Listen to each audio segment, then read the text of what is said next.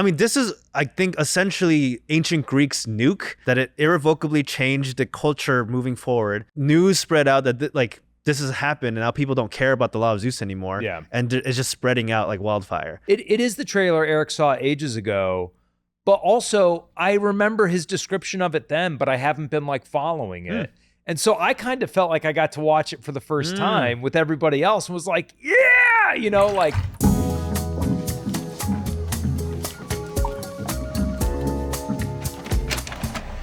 Hello, everybody, and welcome back to the Breakroom. I'm Alex Berg. This is Brian Kim. Today, we're going to talk about the Odyssey. We're going to talk about the Avengers Doomsday trailer, and we're going to talk about Xmen 97. Let's get into it. Brian, you were telling me before we started taping that you were playing a classic game for the Wii U. And it made me turn into dust because by the time the Wii U came out, I already had a kid. Sure. So, yeah. What's this old game That's you were so playing funny. on the Wii U? It's funny because it's not even just old. Nobody played the Wii U. The Wii U was like it was a bad system. It didn't sell well. I would say it's one of their best systems. Well, I think it is hard to argue with Mario Kart 8 and Breath of the Wild. Like those were both Wii U originals, but it sucked. No, the Wii U is so good. The Wii U has banger after banger after banger. Just nobody played them because who bought the Wii U? Yeah. I did because I'm a Nintendo super fan. Actually, I'm not even a super fan. I'm a regular fan, but I love Nintendo. Anyway, Nintendoland was the Wii U's Wii Sport, where it was the game included in the console. It was the pack-in title. It was the pack-in title to like show off all the stuff that the Wii U could do. And one of the gimmicks that the Wii U has, which I really like, is that you can play with 4 players on the controller and 1 player on the gamepad. Yeah. So they had these games that are asymmetric competitive games where it was 4 players versus a person on the gamepad. And so they had a bunch of fun like party games that utilize that as a thing. Like there's like a Luigi Mansion mini game where you on the gamepad is the ghost and everyone else are the hunters. Oh, and so they have to look for you with their flashlights, but you get to try to kill them before they can. A bunch of stuff like that. I played it because it was my birthday last weekend, but I couldn't hang out with a couple of friends, and I was like, I want to play the Nintendoland for the Wii U, and they're like, we got you. So that's what I did over the weekend. Oh yeah, yeah. I played all of Breath of the Wild on the Wii U, That's kind of crazy.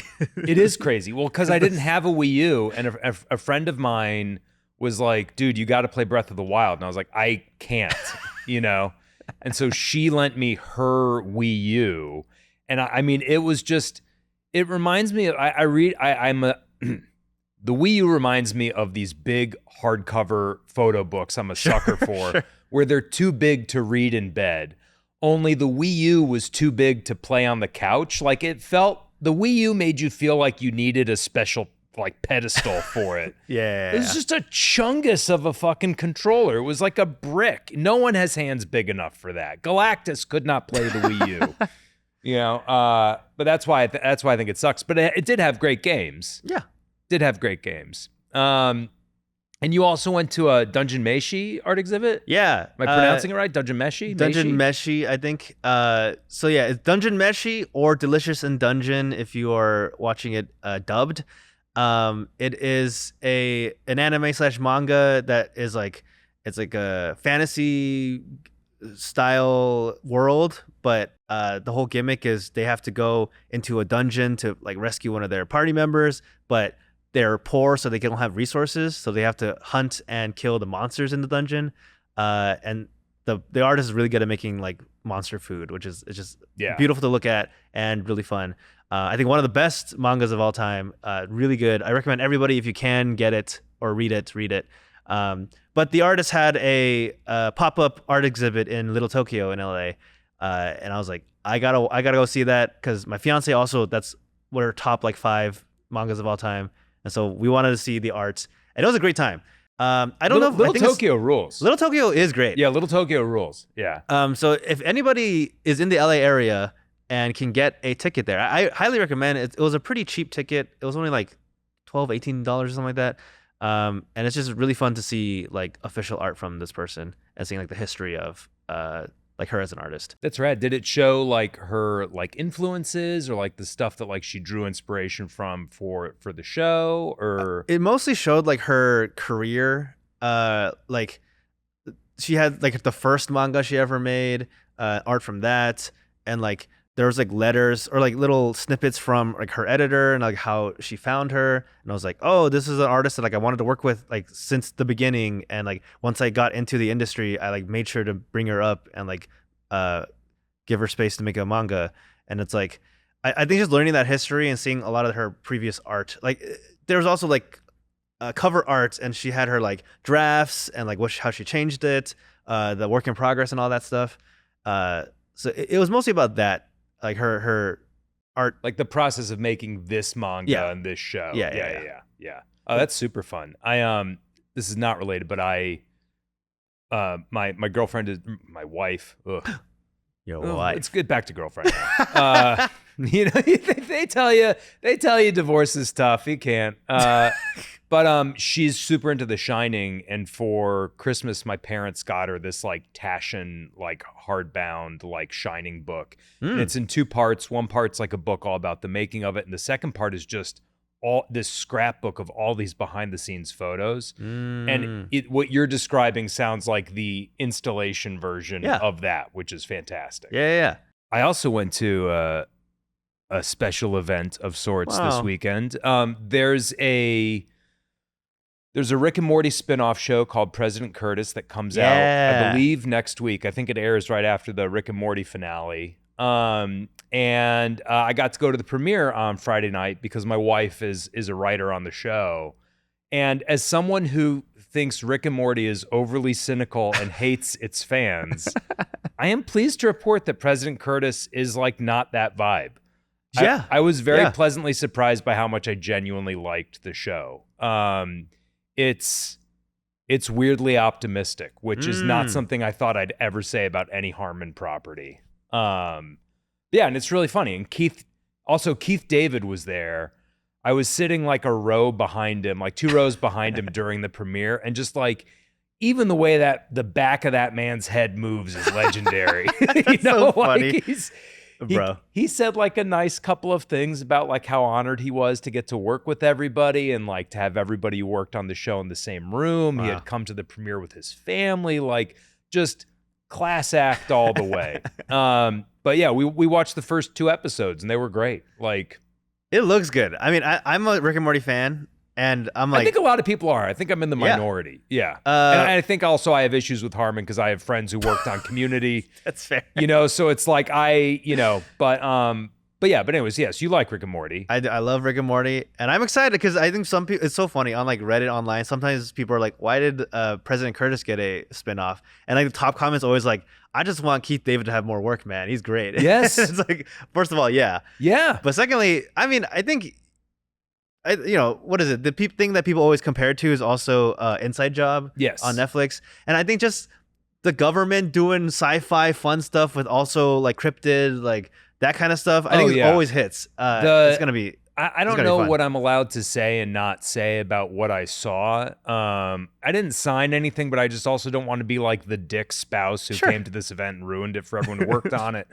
The second episode feels like it was tailor-made to have people go through frame by frame and be like, that's so funny. Oh, and that's this thing, and that's this thing, and that's this thing. Like it's so if that's what you're looking for, you will get plenty of it from President Curtis. Covering it on the new and the voice Rockstars cast channel is great. It's really fun. Yeah, honestly, perfect for the new Rockstars channel. I honestly thought about pitching it. We are so busy. Yeah, right. You know what I mean? Like when the episodes come out is just kind of at the perfect wrong time of year for us to decide to start covering something new. Yeah, that's fair. But I do think the second episode is the kind of thing that like people will start popping up in the comments, be like, dude, I need you guys to break it down, you know? And it's like, yeah, I get it. So yeah, but anyways, I think if you want a less cynical Rick and Morty that is just fun sci-fi adventures with Keith David, President Curtis has you covered. Oh yeah. And the final thing that both of us did over the weekend. Went and saw early screenings of the Odyssey, early in the day. Yeah. So you saw the Odyssey at 7 a.m.? I saw the Odyssey at. I was like, am I gonna see this weekend? And then I was talking to my fiance. I was like, I think we should watch the Odyssey. And so we were trying to find a seat that was like decent enough and not like super filled. Right, where you're not like watching no, exactly. it like this. So the only time slots that we found was one for 2 a.m., which means I would have been up till 5 a.m., which I can't do that. Or 7 a.m. And so that we had to be up at like 6 a.m. to get ready and stuff. I'm like, I haven't woken up at 6 in so long. But I went to the Chinese theater in Hollywood.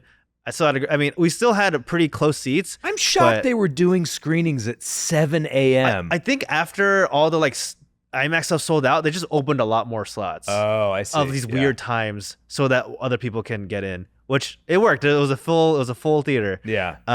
But I still had like my seat. We were like the third row, so it still was a little bit up, but the screen was like big enough and far enough that like it still worked out. Yeah. Another fun fact is that my fiance, the night before watching it, really wanted to like remind herself of the Odyssey, so she got the Emily Wilson translation of the Odyssey and read it the night before. I'm like, bro, it was like midnight and she only got through the intro. I'm like, I'm just gonna go through the rest of it. Yeah, it's crazy. It's so funny. I mean, one, kudos to your fiance for being like, I could do this. Yeah. Like the Odyssey. To try to speed read the Odyssey the night before a 7 a.m. screening is so wonderfully unhinged. You know, it's like, oh yeah, this is a book that some people spend their entire academic careers parsing. Right. I'm gonna do it in 6 hours. You know? And she got through most of it. I had to do that with Grapes of Wrath when I was in high school. I remember my family was going to see, I think, The Mummy. Or maybe The Mummy Returns, and I had a report due, and our teacher was like big on using Cliff Notes to be like, I know what's in the Cliff Notes, and sure. I know what's not, and I'm going to quiz you on the stuff that's not. And so I was like, crap, I just got to sit down and read this. And I read all of Grapes of Wrath in a single sitting. Wow. I have never hated a book so much. I don't think it's the book's fault. It sucked. Don't recommend. Circumstances? 0 out of 10. One star. Yeah. Yeah. I saw the Odyssey at 11 a.m. and I thought that was early. That's still pretty early for a movie, but yeah, for a 3-hour movie. But honestly, it's great. The Burbank AMC at 11 a.m. vastly superior theater to that same place at like 8 p.m. Yeah. Parking's easier. You get out, you still have a whole day left. You know, like just way breezier experience all around. Tips to Bips. Do recommend. Tips to Bips. Now here's my hot take on the Odyssey. Okay, yeah, ready? Yeah. I think the Odyssey is an incredibly well-made and well-acted film, and I felt nothing watching it. What? Really? Yeah. Really? Yeah. Interesting. I left the theater shocked at how little of an emotional response I had to anything. And I can't fault it. I think it was... there's a lot of adaptations people are kind of making noise about that they take issue with, and I don't take issue with any of those. I think it's incredibly well made. I think a lot of the choices to update it and modernize it are interesting, but I support them fundamentally. Yeah. But I had no emotional reaction watching it. It felt like I was watching a bunch of dioramas at a museum. Oh, interesting. Yeah, so I'm curious what you thought, because I'm very familiar with the source text, right? But, you know, I don't know. What was your experience watching it? So I'm not like, of like most people, I know of the Odyssey, but I forgot most of it. Yeah, honestly. But before we started watching, my fiance was kind of like catching me up with like what she read and like all the stuff. I'm like, oh yeah, that happened. I think I do understand what you're saying in that there weren't a lot of like emotionally resonant stuff with like each character. It was kind of like watching, I think dioramas in a museum is almost a very apt description. Yeah. But I still thought all the like moments felt really epic and tense and suspenseful in a way that I had like that really gripped me the whole way through. Well, so here's maybe like a more specific example of what I'm talking about. One, I'm glad you were moved by it. Yeah. I think most people are. I think and so part of my thing is like, you know, a lot of times when I don't really connect with a movie on that level, I can kind of point to things in the script that I bumped off of or that took me out of it or whatever. There's maybe minor things I could point to, but overall, I really think it was really well made.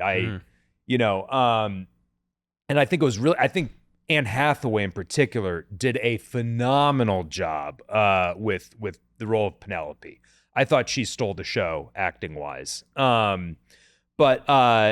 But like, you know, the scene with the Cyclops, with Polyphemus, for instance, I loved the design of the Cyclops. Yeah. I thought that was like just so good. This like mush faced, like it felt monstrous in the truest sense of the term. Yeah. I really did like the fact that the Cyclops, the interpretation of the eyes, because like the face is like warped. Yeah, and because like the nose is warped, the mouth is, and then the eye is like a little warped. I'm like, oh, that's really interesting take. I thought that was great, and also that like the Cyclops doesn't really speak; it just kind of like gropes around and eats people. Like, you know, I thought that was like a really great sequence, and for me, that was like when the movie kind of first. The opening of the movie is very Nolan-y and intercut, which.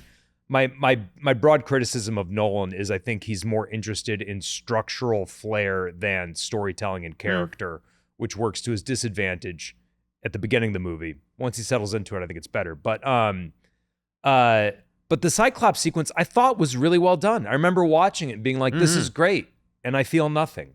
You know, I don't have that like sense of like, you know, yeah, they did it. You know, like I'm not getting that out of any of the big set piece sequences. And I'm also not getting misty-eyed at any of like the emotional set pieces with like his reunion with Penelope or his reunion with Telemachus or, you know, Cersei. You know, like but because I'm so familiar with the source material, is that because I'm too familiar with the source material? There's no surprise there, you know. So maybe that's a part of it. That might be because I am so like detached from it. I had an initial theory because I was like sort of remembering bits and pieces of the Odyssey as I was watching. Yeah. And I'm like, oh, this is kind of, I'm going to say maybe a hot take as well. I don't think the Odyssey movie that Nolan made is necessarily a good piece to just understand the Odyssey itself. Oh, I want to hear you out, but I don't know if I agree. Because my knee-jerk reaction is I disagree. Because I feel like oddly I had more enjoyment seeing how Nolan interpreted parts of the Odyssey in his own way. Like the context of the Odyssey and how it differs from the original is what kind of for me elevates it in a way that I found really interesting, rather than it being like if you want to consume the Odyssey, I don't know if I'd say Nolan's is like the one that you should watch. I would say read the Odyssey, and this is a good companion piece to like modernize it in a current era. Yeah, in an interpretation that's really interesting. I agree with that. Actually, you convinced me. Yeah. but you know, and one of the things that, first off, let me say straight up, the Odyssey is catching heat from the most mouth-breathing, neck-bearded chuds online, and these trolls and asshats should be just like fucking ignore them. Do not give their conversation any steam. Yeah. I cite them here only to say like I can't imagine like a lot of people are taking issue with the casting of Lupita Nyong'o as Helen. It's like you're telling me that one of the most beautiful women in history is not fit to be played by Lupita Nyong'o? No, yeah. Get the fuck out of here, you asshats. You know, like she's gorgeous, and like those people, I think aren't real. In that these are not real opinions. They just see the thing it's just and fucking like culture war clickbait bullshit. I'm just so tired of it. But I cite it only to say like I'm not in my like meh towards the Odyssey. I do not want anyone to think for a second I'm trying to like cover for that being my real take. That's not my real take. I think that, you know, to your point, Brian, of, you know, if you want to consume the Odyssey, read it, don't watch it. I agree with that. However, I think that this is a really great introduction to the Odyssey. Yeah. I think it covers a lot of it really well. I think that it certainly gives you a sense of like the sweeping epicness of the Odyssey. Mm-hmm. One of the things I think it misses, and this is something Emily Wilson critiqued, maybe Daniel Mendelsohn, one of these like famed translators of the Odyssey critiqued after seeing it, is like Odysseus is like a little bit of like an imp, you know, like he's like a little bit of like a fuckboy is the wrong word, but like, you know, he's like a little saucy, like he's like, you know, kind of cracking jokes in the Odyssey, you know, when he going back to the Cyclops, Yeah, you know, like when he fires him the arrow off at him. That's kind of the only moment in the movie you see Odysseus being a little bit like, fuck you, I gotcha, you Cyclops. He's doing that constantly, you know? And Nolan made him a lot more like kind of haunted by his past decisions. It felt like ancient Greek Oppenheimer, you know, like, which I think is also true of Odysseus. But without those other dimensions to it, he starts to feel just a little bit flatter and a little bit less interesting in his filmic adaptation than he is in the source material. Obviously, it's a movie. You got to cut some stuff for time. You have to make some choices. Ultimately, I think it's a pretty accurate portrayal of him. But, you know, stuff like that is stuff you miss when you're not reading it, you know? Yeah.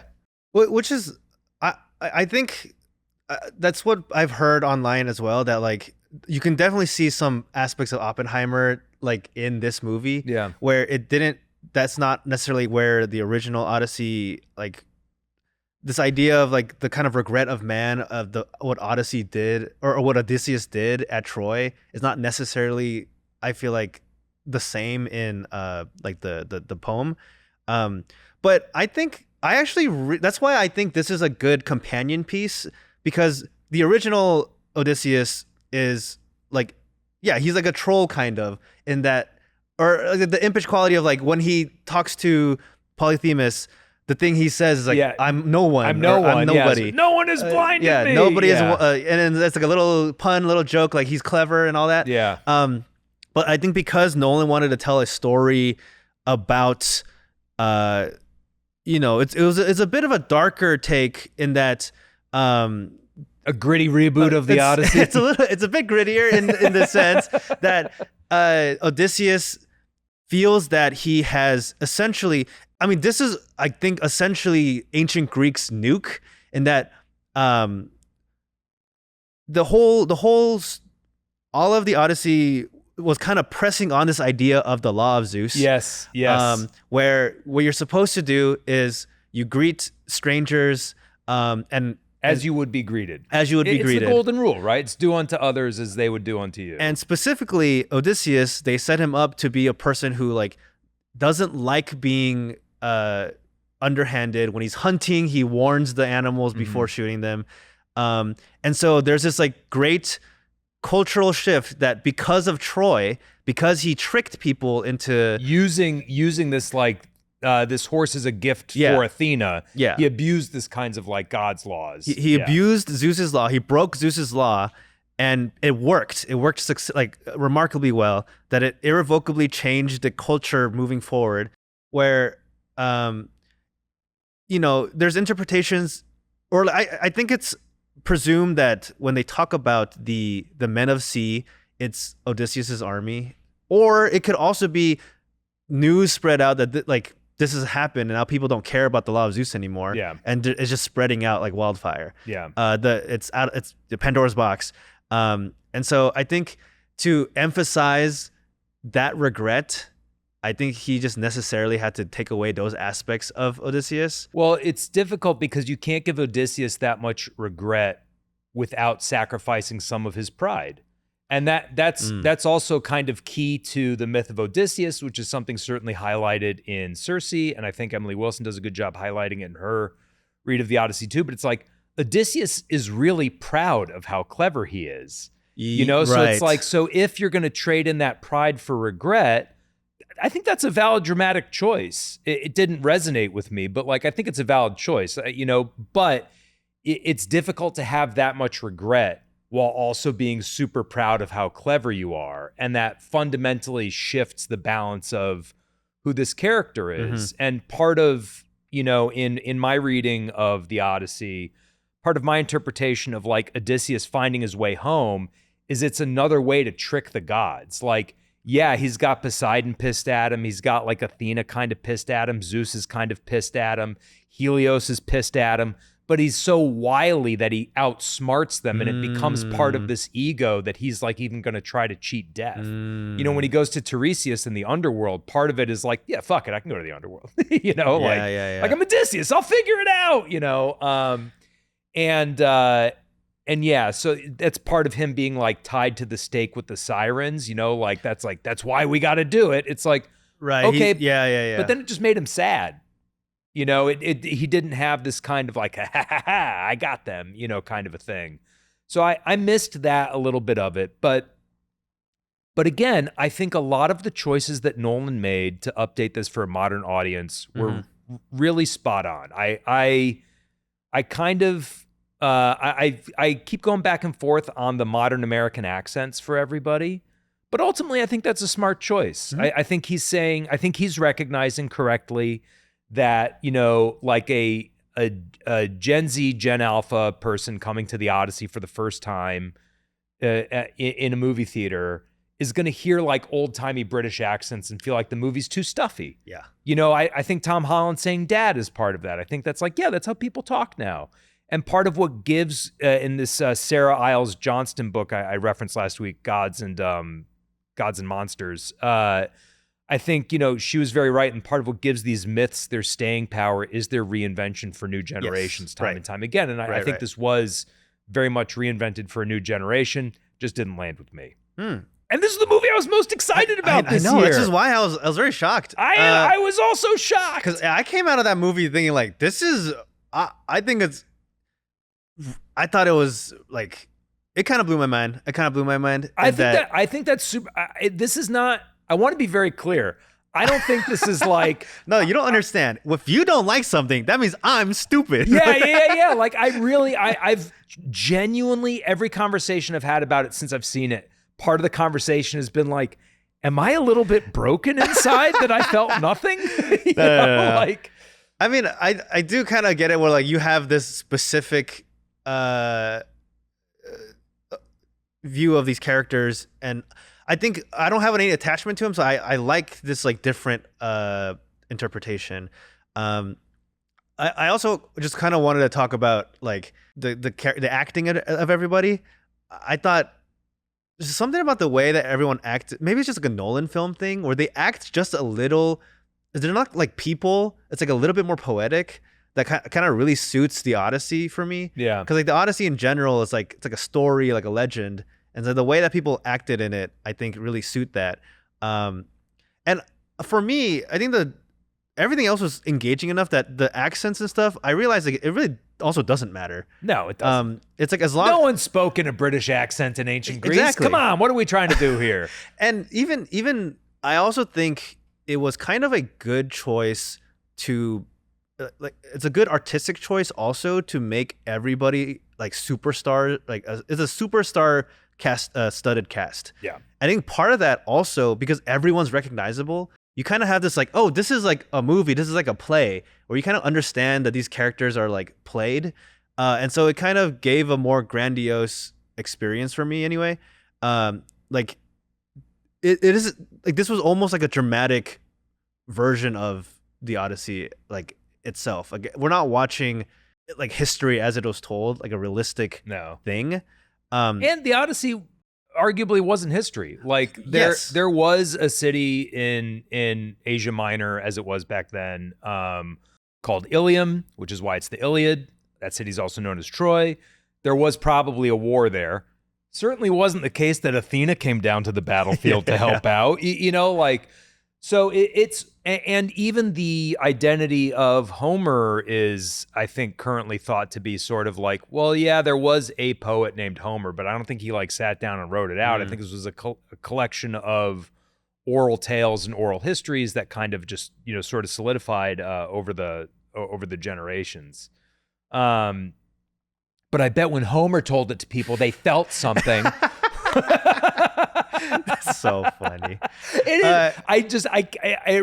made me go like, am I a fucking robot? Like, what has happened to me?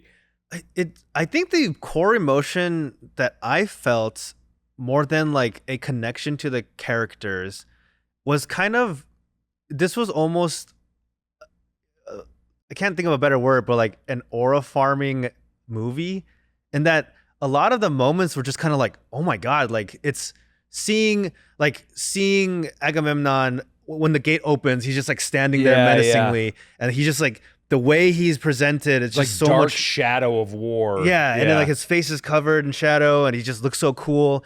Like every time like they set up the stringing of the bow, and Odysseus dong every time, and so to set up the end, the final battle where he like does essentially the warning shot to everybody in the room. Like I it was almost more like a shonen anime to me in that sense. What does that mean? That's fair. So shonen is like a genre, or it's like it's, I don't know exact translation, but it's basically the manga anime for young boys. Okay. But it's like the power fantasy. It's about like, like Naruto's, Dragon Ball. Oh, okay. Like yeah. that kind of genre of anime is like just grouped as shonen. JJK, Chainsaw Man, like that kind of stuff. Yeah, Dragon Ball was on TV when I was like 13. Like Dragon Ball somehow I'm familiar with. Dragon Ball is like the the father of shonen. Yeah. So like in that sense, it's like kind of just showing these moments of like Odysseus, and in a way that like I felt it just was really cool and epic. Mm-hmm. Oh, that was another thing I kind of wanted to say, is that watching it in IMAX was an interesting experience, because I think if you watch it in like a standard format, I don't think you'd lose a lot of information. I think most of the movie would actually work. But what you do lose was like the sense of scale of certain things. Yeah. Like a whole building, you see the entirety of like top to bottom in IMAX. But I bet when it's cut to just show the like important stuff, you don't really get the sense. You just see the scale. third floor. Exactly. You're like, it's not. It doesn't really connect, which I really appreciate about the IMAX experience. But yeah, I think the sense of grandness and epicness that the movie had is like mostly what I appreciated. I kind of want to just talk about like the ways that like Nolan interpreted different things that I thought were really interesting. Particularly, I kind of liked.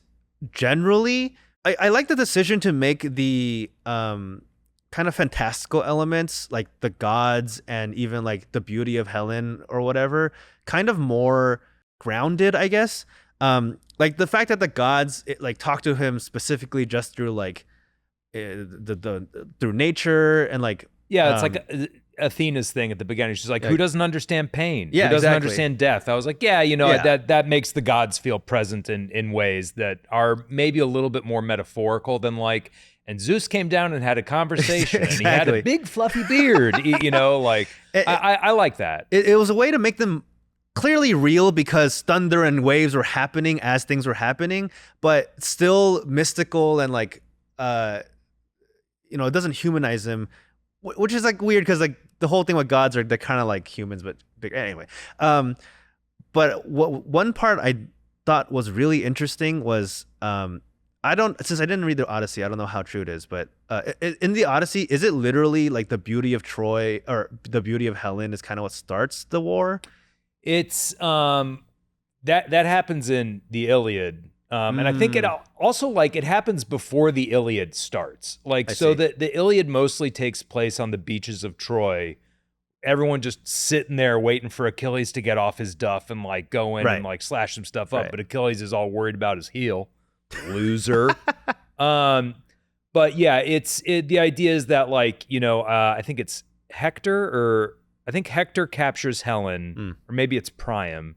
Captures Helen to be their wife. Yes. But Nolan makes the point in the Odyssey that like, well, it was really kind of about these trade routes, and that was sort of the excuse. I think that's like I like that take. I think it's a very modern take.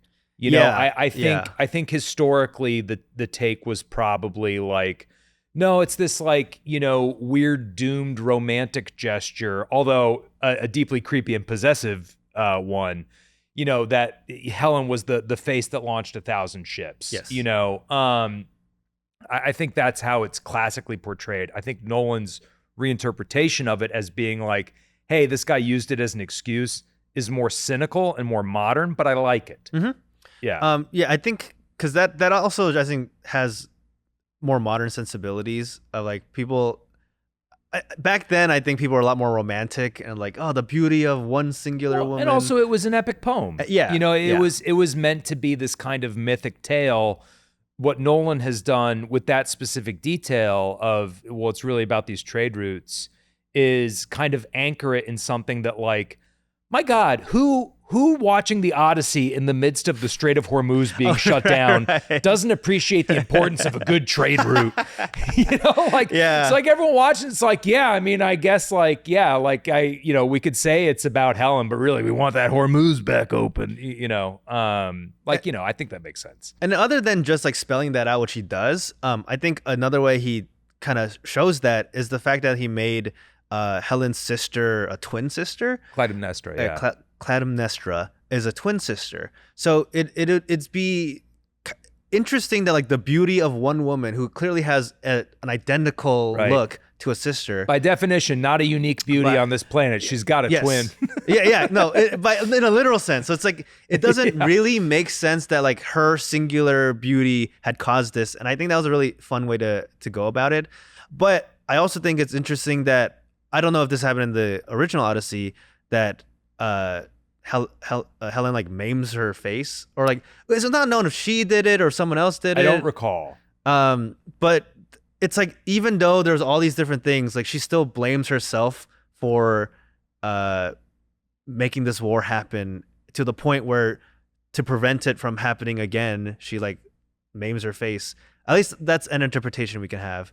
My interpretation on the movie, because I don't remember whether or not what happens to Helen after the war from the book. Yeah, my interpretation in the movie was that had been done to her as punishment for her and Clytemnestra not welcoming Agamemnon home with open arms. Okay. My interpretation was very much that was something that was done to her, and that fed into her bitterness about now being property of Menelaus. Like. Which also sucks, I thought I didn't think Lupita Nyong'o was given very much to do, but I thought with what little she had, she really did a great job conveying just the bitterness and how sick of all this, like, dick wagging war shit she was. I thought she really did really well with that. Yeah. I also just want to say I really like the for some reason, I really enjoyed the actor who portrayed what is Odysseus' second hand? Oh, Eurylochus, Himesh Patel. He was great. I thought he was fantastic. Just something about the way that he portrayed the character just like really resonated with me for some reason. He had a couple of really good moments of like, you didn't tell us, where just clearly, for as brilliant and as much of a reputation as Odysseus had, that guy was, if not able to see through it, at least able to question it in a way that I thought was like really a nice counterpoint. Yeah. It's like clearly his second hand is really smart. Also, like it's not that he doesn't trust Odysseus, more so that like he doesn't understand. He doesn't understand what's happening. In a way that I thought was really nice to see. I really liked Elliot Page as Sinon. I thought he was great. I think he did a really good, and something about the way that the build of Elliot also like really worked for me, where it was kind of like just a very slim.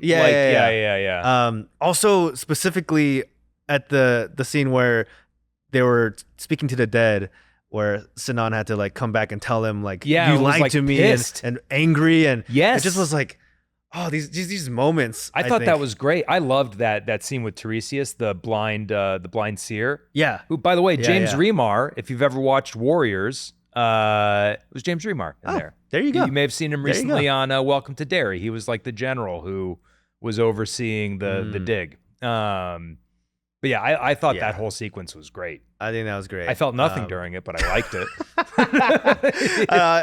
It was nice. Yeah. And I also really like the way Robert Pattinson acted as his character. I'm such a good. sucker for Pattinson, man. I'm He's so in so the bag good. for him. Like he's ever since I saw Good Times, I'm like, this guy can do no wrong. He's phenomenal. He was so good at like acting as this like smarmy like He's like such a great dick. He's a dick. Yeah, he's a dick, and it's really fun. And some I saw on Twitter because at the end where he like was telling people what to do like in the fight, he's not grabbing and a sword, he's not getting in there. Yeah, and someone was like, "Dude, this is like the top tier backseat gamer right here." Yes. he's like, "Hey, you gotta do this. You gotta do this." Yes. Yeah. I overall, I think I had a really good time. I thought it was epic. And I want to watch it again because I was kind of, there's a sleepiness under my eyes while watching it. Yeah, sure, because you saw it at 7 a.m. I saw it at 7 a.m. that I would like to see with fresh eyes. Also, even if you're not seeing the Odyssey, I think people who don't live in LA don't understand how much Hollywood at 7 a.m. is just brutal. Oh, sure. Like everything. Oh, those like stars you're laying down and taking your picture next to, they're still covered in piss and puke from the night before. Right. Like, you got the characters everyone takes their picture with are like rolling in and setting up shop and like swishing their mouth out with Listerine and spitting it in the gutter. Like I used to work at Hollywood and Highland Mall, which is where the Chinese theater is. And like, man, that place is grody in the morning. It is just, there's no glitz or glam. It's not Tinseltown yet. It's just a street. Sure, yeah. That's a gnarly way to start your day. Luckily I just went to the parking lot and just went to the place, but I get it. All right, well, let's move on because we have unless there's anything else on Odyssey. We'll do a quick, if you were to rank it in like a tier list type, A through F, where would you put the Odyssey or this interpretation of the Odyssey? Ooh, as a film adaptation, A. As a film in its own right, B. As a movie I will think about and watch again, C. Wow. Okay. For me, the same things as a movie adaptation. I don't know enough of the Odyssey, so I don't know. As a movie itself, I think it's I would place it in an A, and same thing with if I would watch it again, an A. I think there's maybe a little bit where I wouldn't put it in that legendary S tier movie, but it is a movie that I wouldn't mind if someone was like, "Let's go watch it again." I'd be like, "Let's friggin' do it. Let's friggin' do it." I couldn't help but think of Dune Part 2 while I was watching it and being like, Dune Part 2 ruled so much. Why isn't this connecting with me more? And the answer, not enough sandworms. Not enough sandworms. That's true. Yeah, get that spice in there, baby. Okay, so let's move on. We also got, just this morning, Marvel finally released the Doomsday trailer ahead of Comic-Con. They're trying to dominate the conversation early. What's your immediate reaction to the Doomsday trailer? Your gut reaction before thinking about what you're excited to see? Just when you watched it, what was your thought? My initial gut reaction is a little bit. Finally, we get to see it. It was like, oh my god, maybe, and unfortunately, it's because I work in the industry and because we've done a bunch of videos with Eric talking about the everything. It was like, oh, this is literally exactly what Eric said it was. They showed it at CinemaCon? They showed it at CinemaCon because it's the exact trailer they showed at CinemaCon, where I was like, the immediate hype wasn't there for me because I was like, oh, I already knew all of this. But it is cool hearing Robert Downey Jr. speak in a Latvian accent as Doom. And it is cool to see like Doom do the little finger thing and like block Stormbreaker. And just to see, I don't know, it was like, it's real. The other thing I felt was relief from not seeing any more of these AI generated versions of these trailers. My God, I'm tired of seeing all these fake trailers with AI generation. I'm like, thank you, we have something real. Yes. There's something relieving about seeing a real thing that I didn't realize I was wanting. Yes. Yeah, it's funny you said like that your first reaction was finally.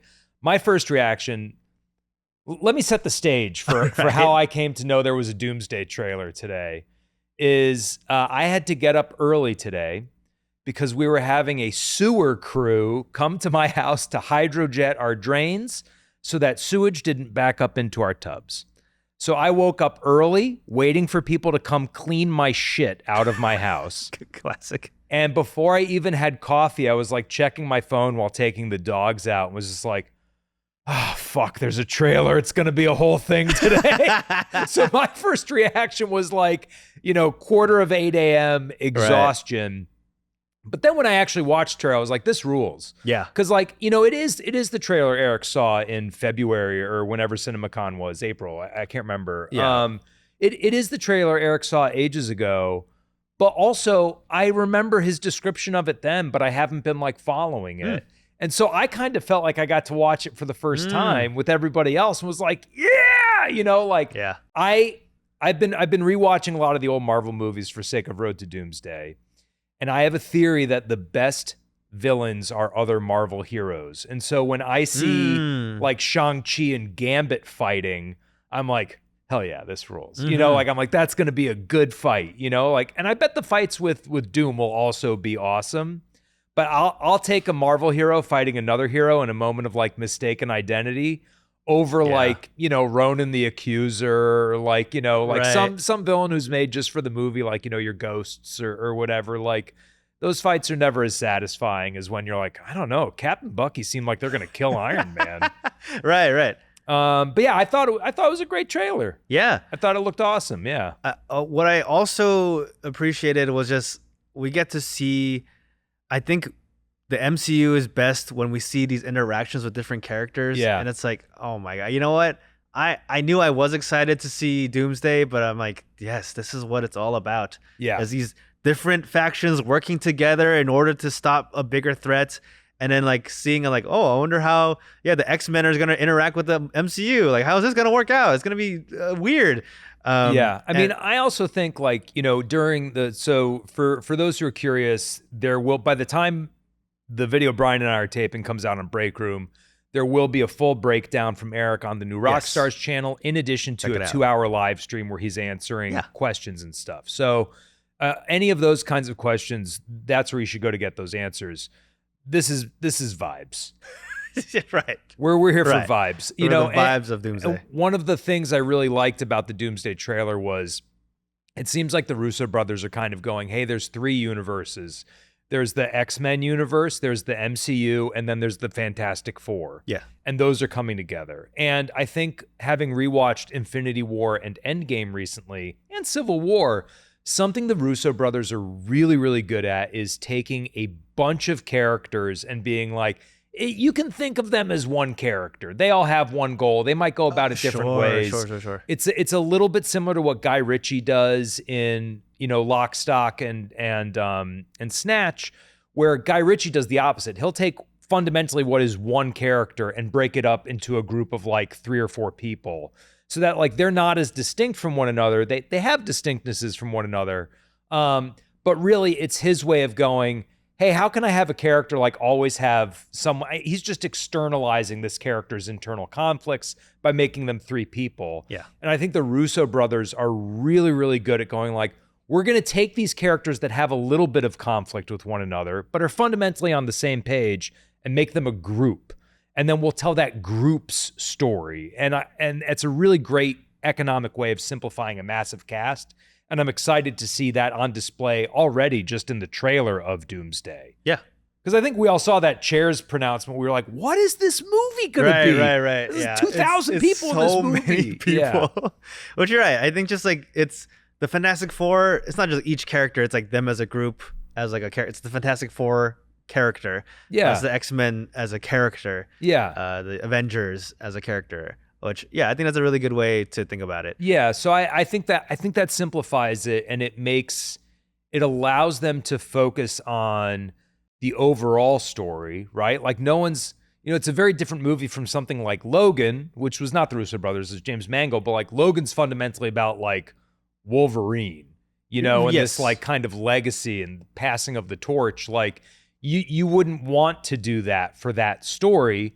That doesn't seem like the type of story we're trying to tell with Doomsday. This is hey, here's something that's so much bigger than any of our individual differences. It's going to force us to work together, sometimes in these like uncomfortable alliances, but maybe they're not as uncomfortable as we initially thought, you know, is kind of what you wind up with in like Endgame, where everyone's like, yeah, Nebula's okay. Yeah. You know, we can get along with Nebula. That's fine. You know? Yeah. So I'm super into it. You know, speaking to your finally feeling, Sure. I am like, you guys couldn't have released this. We had to wait 5 months so you could put in an extra shot of Loki with his, you know, like day pass from the TVA or whatever. I mean, I guess they wanted to have the hype right before Comic-Con, maybe, to just like lift that up. Well, and tickets went on sale. Yeah. You know, there's always a tickets on sale trailer for the Marvel movies. Did you get, before you saw the Odyssey, did you get the sad Brand New Day trailer? Where it's like, it's very melancholy and it's all clips from like Homecoming and Far From Home and No Way Home. I got that trailer before seeing the Odyssey. Interesting. Yeah, it was, I mean, to me it was new. Maybe it's been online somewhere else, but I was like, oh, this is like kind of like, it's like a bummer, you know, like. Sure. Yeah.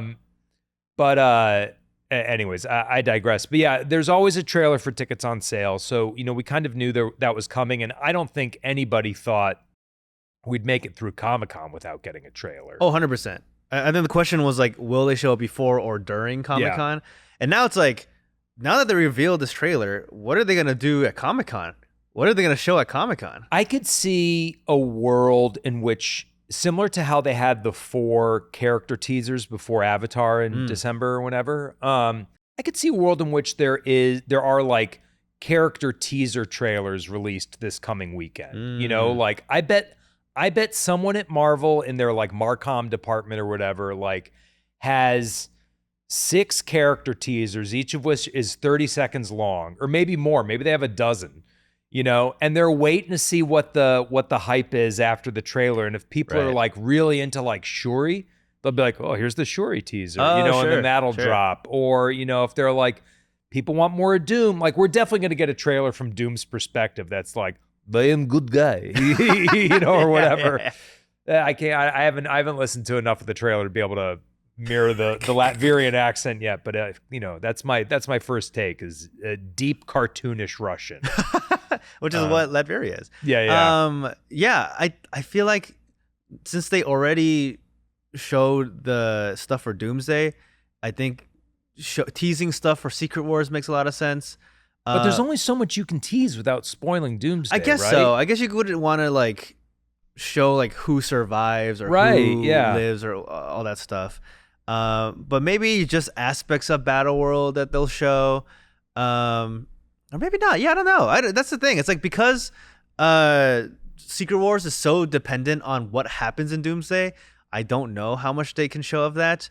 And so it makes me curious, like, what else could they show other than maybe more of what the MCU X-Men look like, or like the X-Men in this world? Will they have more character reveals? Like, will they finally announce that Doctor Strange is in the movie, even though he like should be, or Spider-Man, or like that. Something really interesting that also happened today, and I don't think it's any coincidence that that Kevin Feige said this the same day the Doomsday trailer came out, but was that blurb about like, yeah, hey, we goofed on Blade. Yeah. You know, which is overly reductive. He was like, we weren't able to get it off the ground. Our focus was too thin. You know, Kevin Feige was taking responsibility for it. I wonder if they will use Comic-Con to kind of, rather than specifically talk about, hey, here's what's going to happen in Secret Wars, or here's what's going to happen in Jake Schreier's X-Men movie, or, you know, here's this, that. I wonder if they're going to be like, hey, here's the new alignment of the MCU. You know, the MCU has been, I think it's fair to say it's been a little bit creatively adrift since Endgame. That's not to say it's been total garbage. Mm-hmm. Shang-Chi was post-Endgame, and Shang-Chi rules. Wonder Man rules. You know, like there has been really good stuff since Endgame. No Way Home was since Endgame. No Way Home rules. Yeah. You know, like, but it has also had Secret Invasion. You know, like a lot of the Marvels. Well. You know, like it's also had a bunch of swings and misses. And I think with the Blade announcement, part of like the 4D chess of it is, hey, we're going to cop to our mistakes and we're going to just shut those combos down, right? Like, Sure. because for years, it's sort of like, I read over 4th of July weekend, Polygon was doing like a series of spicy takes. And one of them was someone who's like, George R.R. Martin should quit writing Winds of Winter or Feast of Dance of Dragons, whatever the one that hasn't come out is. Because he can't do a press appearance without somebody asking him about it. It's diverting attention from the other good stuff that he is also doing. And I think Kevin Feige shutting down Blade might be one of several bits of rumor squashing we see in the next, week or two. Where it's going. I think we will hear them say conclusive things about what's not in Secret Wars or what's not in Doomsday, just to steer the conversation. Okay. Because if people are excited about something, but you can't have the conversation about what they're excited about without the stuff they're also butthurt about, just address the butthurt stuff and let's double down on excitement. For sure. I think get a little Preparation H in there. That's yeah. I think that's probably a smart idea to address that and like shut it down. But I feel like at Comic-Con, the vibe is just like the vibe is hype. It's just hype. Yeah, I get we'll that. We'll see what they do. Yeah. No, I think I'm probably wrong. Sure. You know how like Gina was right was such a thing for a while because Gina was like they're going to bring out RDJ and then they did. I think also #Berg was wrong. It is perhaps like a less satisfying hashtag for me personally. Right. I would love to be right all the time. Right. But I think it's probably the case that in this instance, I'm wrong. You heard it here, folks. Yeah. #Berg was wrong. Quick question. Now that you saw the trailer, how do you feel about RDJ being cast as Dr. Doom? I'm lukewarm on it. I don't have enough information from the trailer to say it's good or bad casting. I think a lot of it is just going to depend on, hey, do I like his performance? And I don't have enough of that in the trailer. It seems promising. Mm-hmm. I'm certainly open to it, but it's a little bit like, let's talk about the Nutty Professor for a second and how Eddie Murphy's film, The Nutty Professor, relates to Avengers Doomsday. Eddie Murphy plays, a dozen roles in The Nutty Professor, mm-hmm. and I don't care because it works.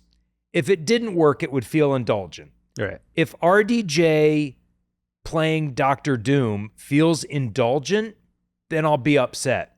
But if it works, I won't really care. I don't have a lot invested in, what this Doom's connection to Iron Man winds up being. It would feel weird if they didn't address it. But that to me is less important than just, does it feel like a good and threatening villain? If it does, then I'm okay with it. Benedict Cumberbatch played Dormammu in the first Doctor Strange movie, and that's a very warped version of him, but I don't care.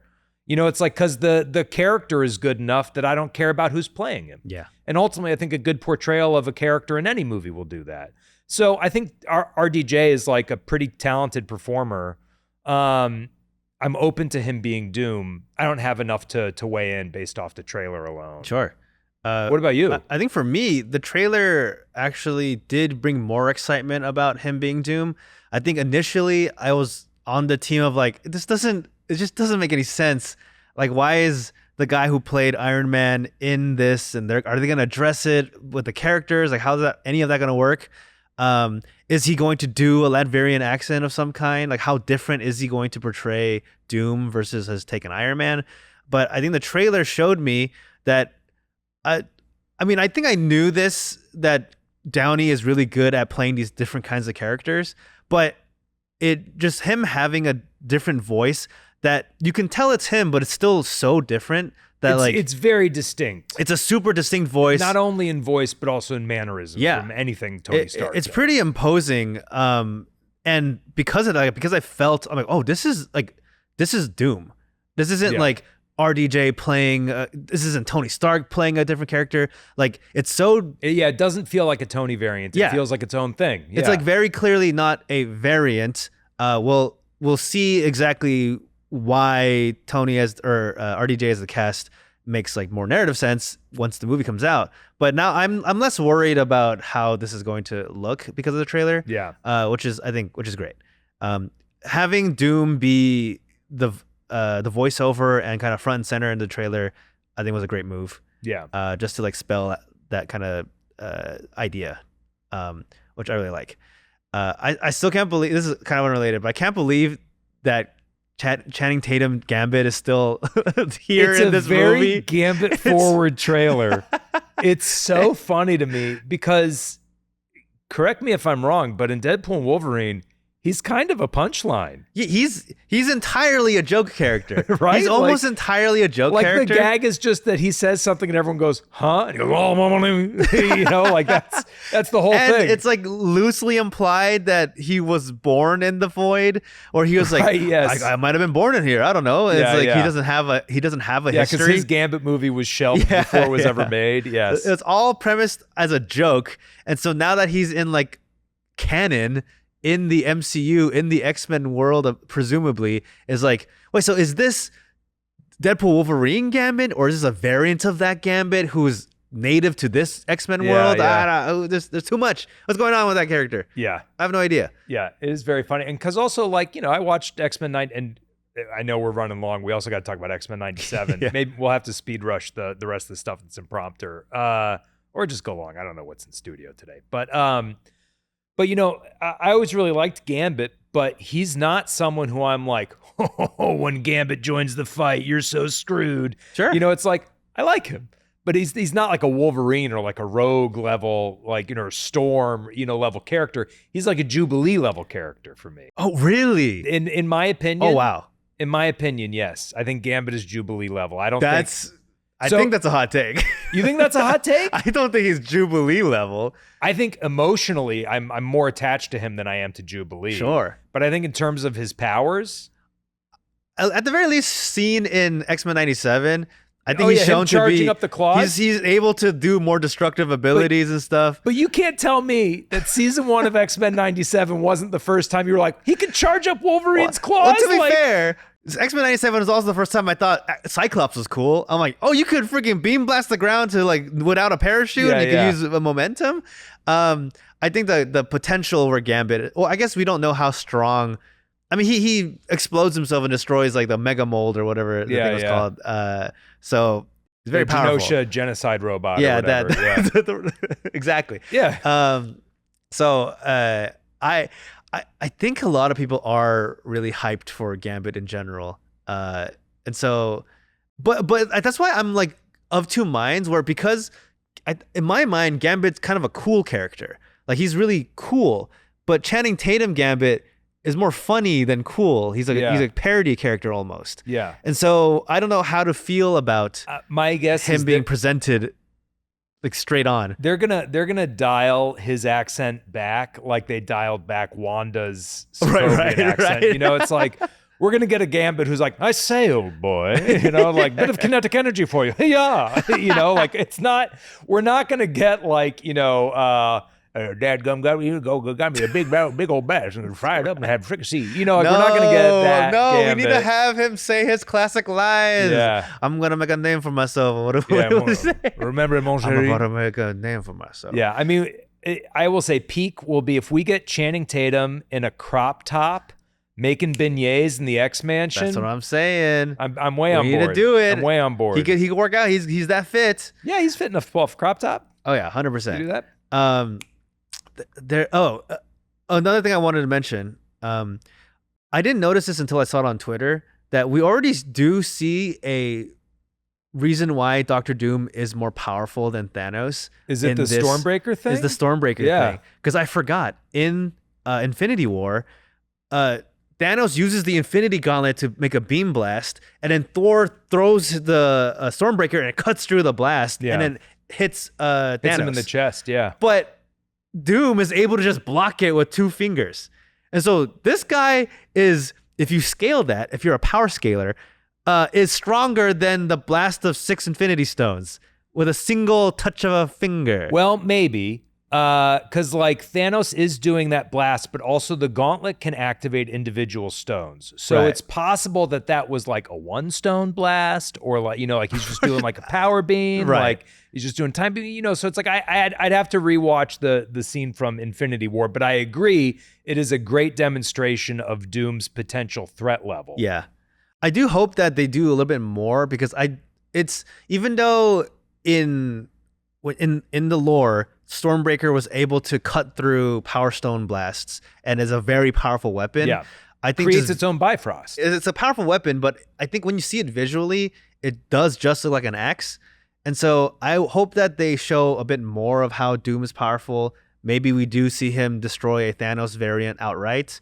But I kind of want to see even more of how powerful Doom is. I think we will. I mean, I think this was like the Heroes trailer. I think we'll get like a villain trailer, you know, because also I can't remember the last movie that had one villain. Like Thanos definitely has a crew. He's rolling, or not Thanos. Doom definitely has a crew. He's rolling deep with Latvian thugs and goons and Doombots and all the rest. You know, like we'll get some other like fun, very powerful people. Yeah, I'm stoked for it. Yeah. I'm super stoked for it. You know, I've been stoked for Doomsday. I've been frustrated we didn't get the trailer. Now my frustration is gone and I'm back to just being stoked, which is my happy place. Yeah, I love 100%. a good trailer. I love being stoked. It's fun.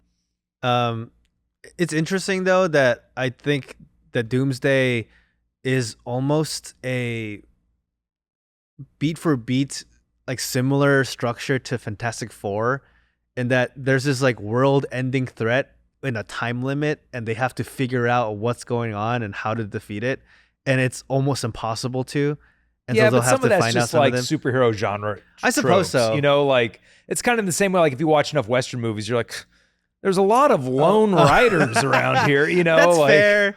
That's fair. It's like part of the genre. Yeah, But I you think got to have your ticking clock. You got to have your global stakes. You got to have your emotional stakes. You got to have your problem solving in the second act. Like that's all just part and parcel for the genre at this I think point. this is fair. But I think it's just because it was so recent from Fantastic Four. Yeah. And the like the specificity of the time limit thing, where it's like Galactus is gonna come in a few months and we need to figure it out before then time will end. And then this one is we have however many hours before the Earths come together and we have to figure it out. It's pretty 1-to-1, but you know what? Doom is cool. So It's I'm funny watching okay that. with it. My response was like, hang on. You guys know this problem's going to happen in like 2 days and you got everybody together? Who responds to emails and acts on them that quickly? right. Like Thor's the organizing guy? True. Like he's the guy who's setting up the time everybody can get together to get to brunch? You know, like, and everybody's like, oh yeah, I could be there in an hour. That does not happen. Someone's going to be like in the middle of something. They're like, I got a thing I got to do on the other side of town. I didn't know I'd have to leave the house today. Yeah. You know, like my wife is blocking my car in the driveway. You know, like someone's going to have, no way Red Guardian didn't have some other bullshit going on. You know? Exactly. He's still wearing his little like suit. Yes, the suit's a very funny detail. Yeah. It's a good gag. I want to ask you, this trailer, the one way it differentiated from the CinemaCon trailer is that they straight up showed Loki. Yes. And specifically in his... He's not on his throne. He's not on his throne, and he has the outfit that he wears as the... not the accountant. What's the job that... He's like an inspector or something. yeah. I can't remember, yeah. But he has the outfit where when he was when he was working on the floor.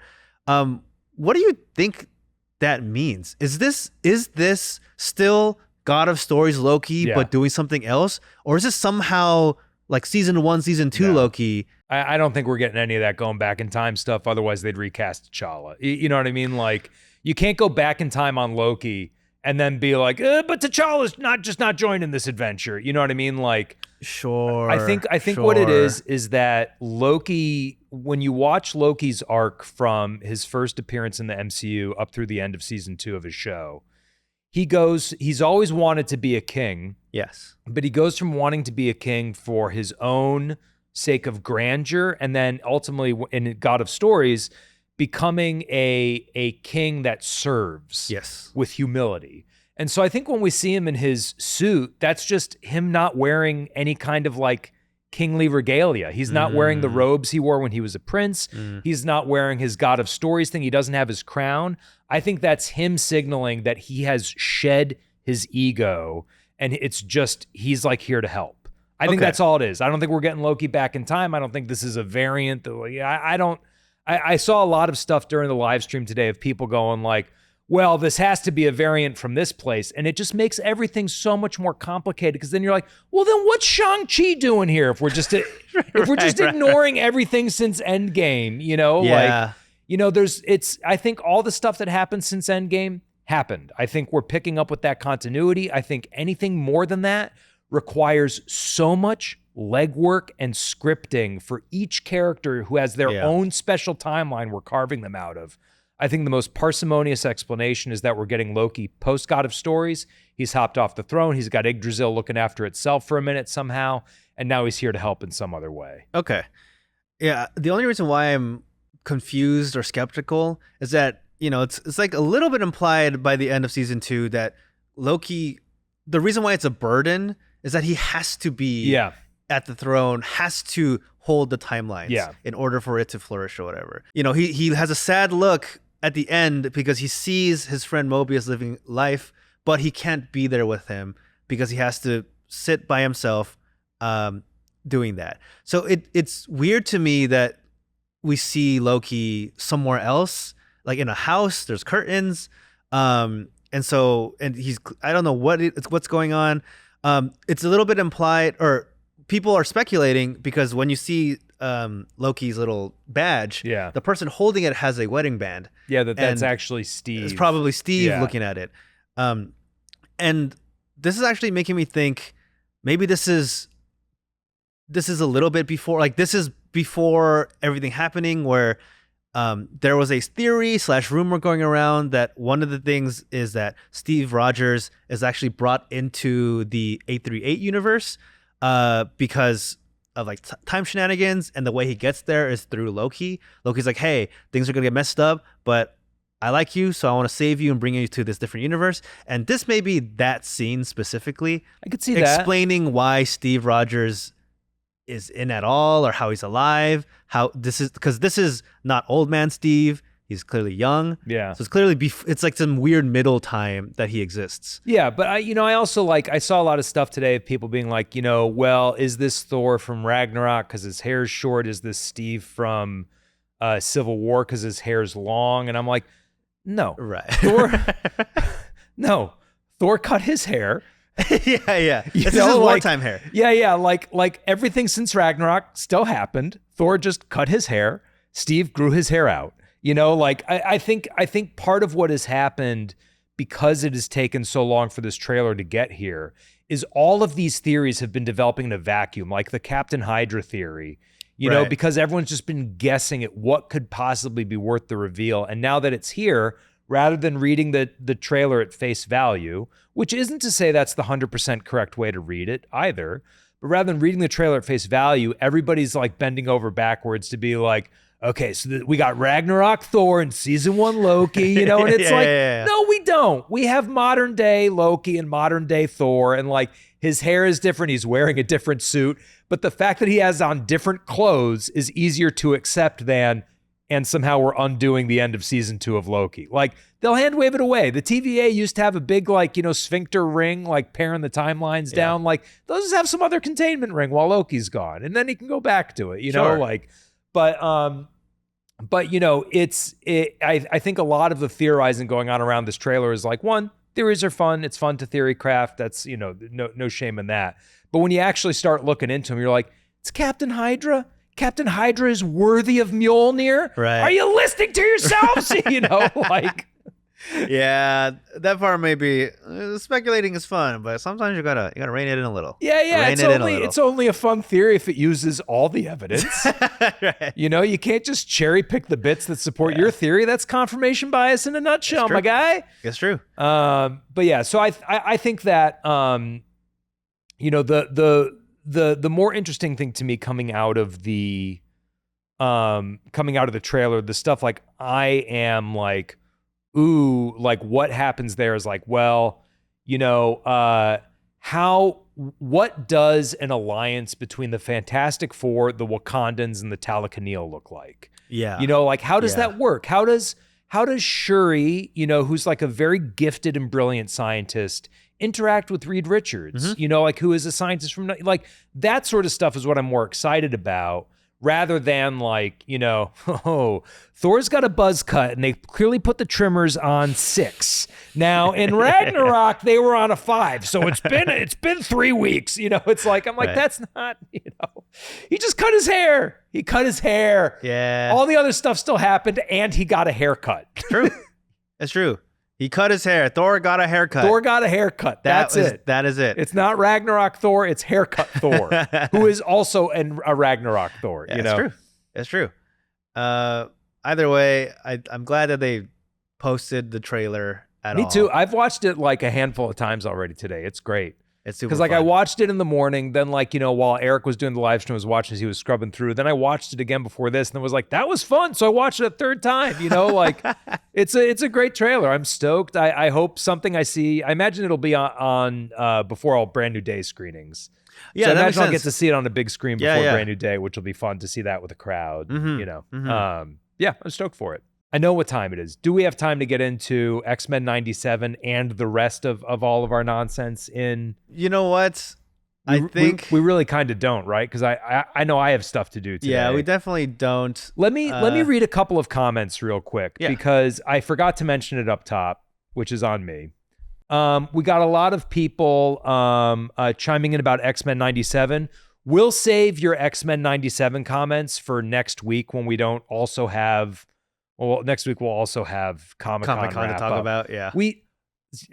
I'll go in and respond to some of these is what I'll do from last week because one, it's been very fun. A lot of you have been responding in the comments on YouTube, and I've been going in there and doing my best to engage, and it's been like very pleasant and nice and rewarding. So Let's go. I want to keep that going. The best community. And then Brian also did the due diligence of taking like a dozen of these comments and putting them into the doc. But none of you talked about the Odyssey because you haven't seen it yet. Right. And so none of these things wound up coming up. Couple people saying nice things like, RFC 1878. Great episode. I like what you guys have done with the channel. Thank you so much. Thank you so much. We also like what we've done with the channel, but it's nice to hear it parroted back to us. Jumal 10 screaming the movie is Get Out at the screen. So yeah, when we both rewatching the clip of that is torture. It feels like, remember how like a couple months ago you'd see these press conferences of Mitch McConnell where he would just like reboot in real time. It was like watching me do that. So funny. Julian Hoyle 1925 saying I love the show and the setup is a vibe. Keep going. This is for the people. For the people. Love that. Thank you so much.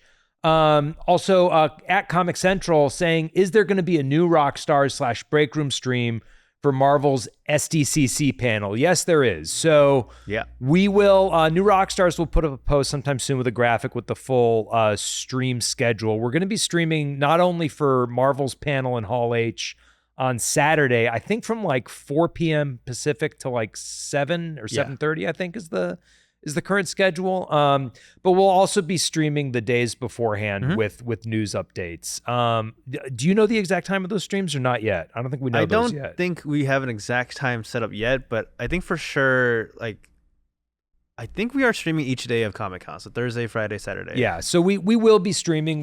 That'll be over on the New Rockstars channel. Yeah. We encourage all of you to come. We'll have the big desk set back up. There will probably be Bureaus chugged aplenty. But yes, that is the plan for Comic-Con. But so today, we're sorry we didn't get a chance to get to X-Men 97. It rules. And let's wrap it up there. Anything else? I think so. Yeah, before we end, just a touch on X-Men 97. I feel bad for Morph, man. I feel bad for Morph, man. I feel bad for Morph. That's the thing. I feel bad. Yes. Okay. Yeah. Okay. Yeah. Let's just do like okay. The quickest, 1 minute. Yeah. Let's do 1 minute takes. Okay. Starting now. I feel so bad for Morph. Wolverine is such a dick, but also Wolverine, you could have just told Morph you wanted your adamantium back. Also, yeah, there's no shame in wanting your old claws back. Yes. It's fine. No, it's tragic because Morph is I think very clearly in love with with Wolverine. And even if it's just for friendship, it is sad to see that that couldn't break through to Wolverine, and he had to break out the classic Jean and had to turn into Jean and be like, Logan, please stop. And he's like, oh, Jean. Yes. Yes. Someone did, like, I saw a tweet. It was like, you know, it's very true to like a queer person's experience of falling in love with your straight best friend and knowing that it'll never work out because it just won't. And then, yeah, it's just sad. Heartbreaking. I saw takes online about them not being happy that he wasn't able to break out through to morph. It was like, Logan is like an X-Men. He's a friend. Why would he not be able to resist for morph? Why does it have to be Jean? But I think there is some his connection with Jean's different. It is different, and I think it's to emphasize the tragic nature of that relationship. You know, it's like it's a little bit doomed to fail. So I feel bad for Morph. That. Okay, well, that's our hot minute on X-Men 97. Go watch it. It was a great episode. I'm so stoked for this week's episode. It's like my favorite show on TV right now. Yes, sir. Okay, well, that's it for us today. Make sure to like this video and subscribe to the Breakroom channel on YouTube. Give us a follow on Twitch where we do these streams live. If you want to support us directly, please consider buying some merch from nerdriot.shop. We got Odyssey tees. We got X-Men 97 tees. We got Doomsday tees. So go over there. If you already have something from nerdriot.shop, snap a pic of it. Tag us on socials. If you're not already following us on socials, we're Breakroom NR on Instagram, Twitter, and Threads. That's it for this week. Thank you so much for tuning in. We will see you next time with our Comic-Con Roundup. Peace. Bye-bye.